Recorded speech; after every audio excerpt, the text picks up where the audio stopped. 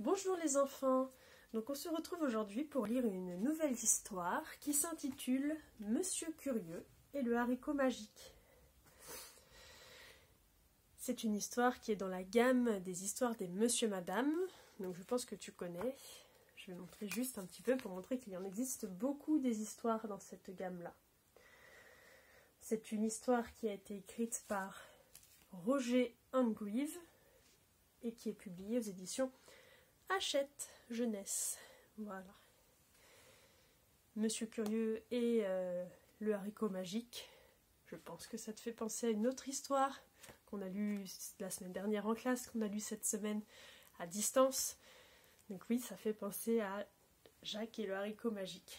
Et donc ça, c'est une petite histoire qui s'en inspire.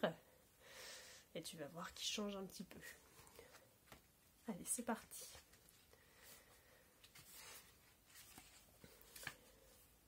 Monsieur Curieux faisait partie de ces personnes curieuses de tout. Lorsqu'il se trouvait devant une clôture, il se demandait immédiatement ce qu'il y avait de l'autre côté. Et plus il était curieux, plus il voulait savoir de choses. Si un courrier était adressé à quelqu'un d'autre, Monsieur Curieux ne pouvait s'empêcher de l'ouvrir, juste pour savoir. Sa curiosité était plus forte que lui.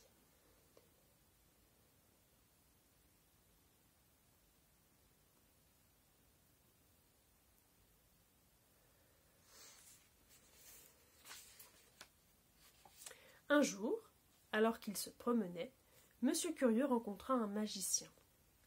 Le magicien portait un petit sac. Monsieur Curieux, parce qu'il était Monsieur Curieux, voulut savoir ce qu'il y avait dans le sac. Le magicien lui dit que son sac était rempli de haricots magiques. Monsieur Curieux voulut savoir ce que ces haricots avaient de magique. « Je vais vous en donner un, dit le magicien. Plantez-le en rentrant chez vous, et vous comprendrez.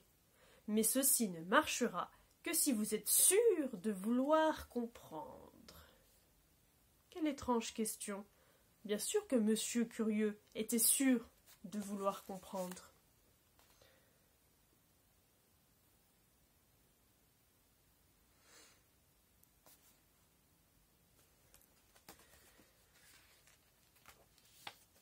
De retour chez lui, Monsieur Curieux planta le haricot dans son jardin. Le matin suivant, il ne put en croire ses yeux. Là, au milieu de son jardin, se dressait un haricot géant qui grimpait jusqu'au ciel. Tout en admirant le haricot, une pensée lui vint à l'esprit. Que pouvait-il bien y avoir en haut du haricot? Plus il y pensait, plus sa curiosité grandissait. Et plus sa curiosité grandissait, plus il voulait savoir. Alors, il commença à escalader le haricot.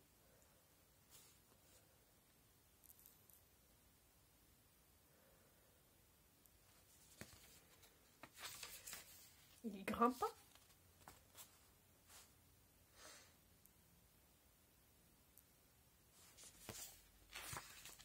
Grimpa.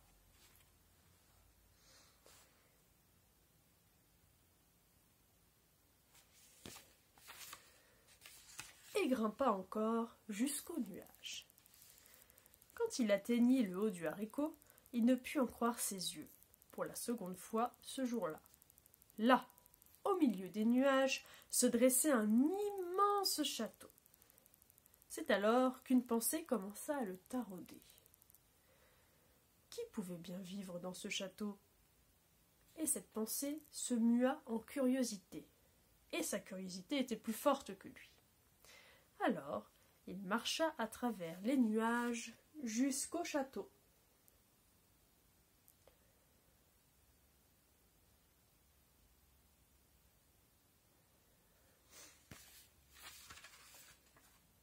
L'immense château avait une immense porte, avec un immense trou de serrure. Habituellement, Monsieur Curieux ne pouvait pas passer par le trou d'une serrure et résistait à l'envie de regarder.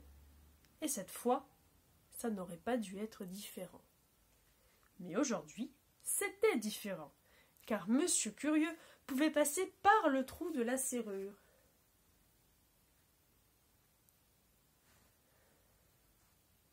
Il est tout petit. Ou c'est la serrure qui est très grande.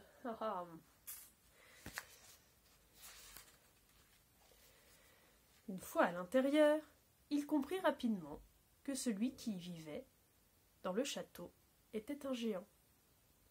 À ce moment précis, vous et moi aurions fui aussi vite que possible. En fait, nous n'aurions pas été là. Mais Monsieur Curieux, comme vous l'aurez compris, ne put résister à l'envie de jeter un coup d'œil.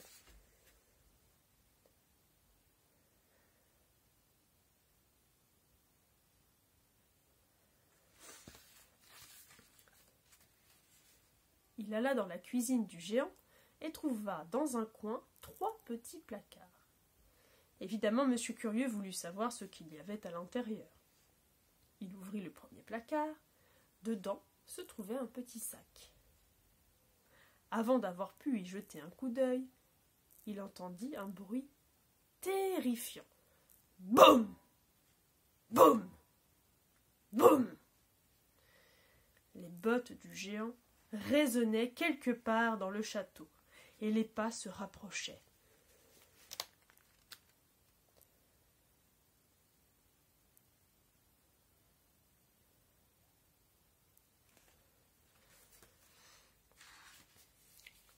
Monsieur Curieux saisit le sac, franchit rapidement la serrure et descendit le haricot aussi vite que possible.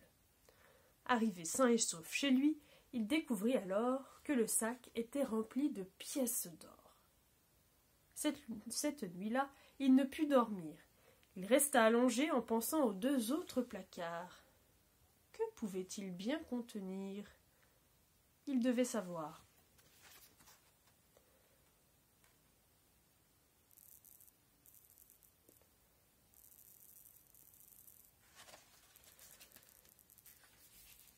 Tôt, le lendemain matin, Monsieur Curieux grimpa à nouveau sur le haricot, retraversa la serrure et retourna dans la cuisine du géant pour ouvrir le second placard.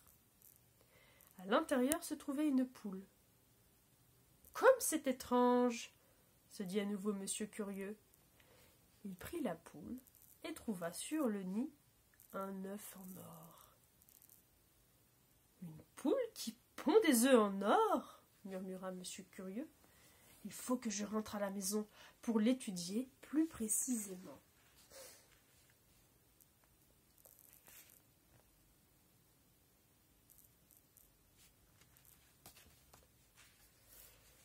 À ce moment-là, Monsieur Curieux entendit les pas lourds du géant qui descendait les marches. Boum! Boum! Boum! Monsieur Curieux prit la poule sous le bras et courut aussi vite que possible.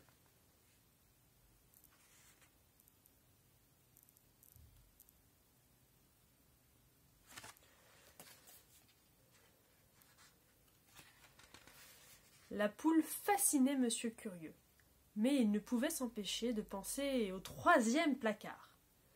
Le géant le terrifiait, mais sa curiosité était plus forte, et c'est ainsi que le lendemain, il retourna dans la cuisine du géant. Il ouvrit le 3e placard et découvrit une harpe en or.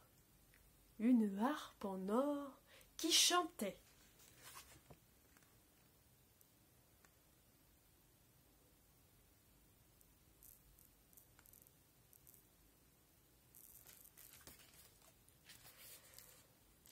Monsieur Curieux s'assit et écouta la harpe. Il se sentait en sécurité, sachant qu'il pourrait entendre les lourdes bottes du géant. Mais ce matin-là, le géant portait ses pantoufles, et c'est ainsi qu'il trouva Monsieur Curieux. « C'est donc toi, le coupable !» hurla le géant. « Je sens que je vais te broyer les os pour faire mon pain. » Les yeux de Monsieur Curieux sortirent de leur orbite. « Mais je ne le ferai pas, » continua le géant. « Je préfère manger des cornflakes au petit déjeuner. » Maintenant, je sais ce que je vais faire de toi.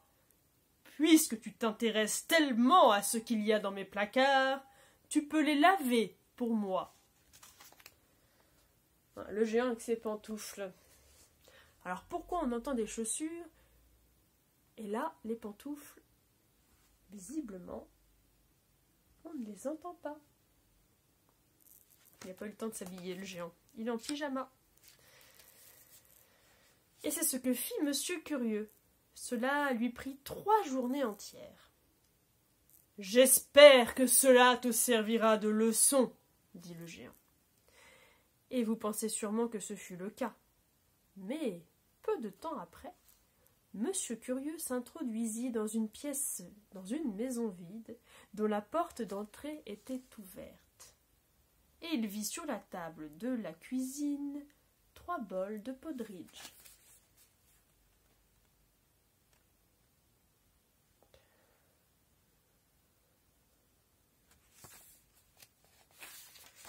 Mais c'est une autre histoire.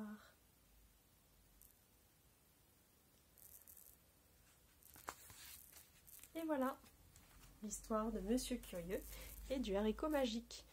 Mais dis-moi, dans quelle histoire est-ce qu'on a 3 bols sur une table? Est-ce que tu as trouvé? Alors dis-moi ça dans les commentaires.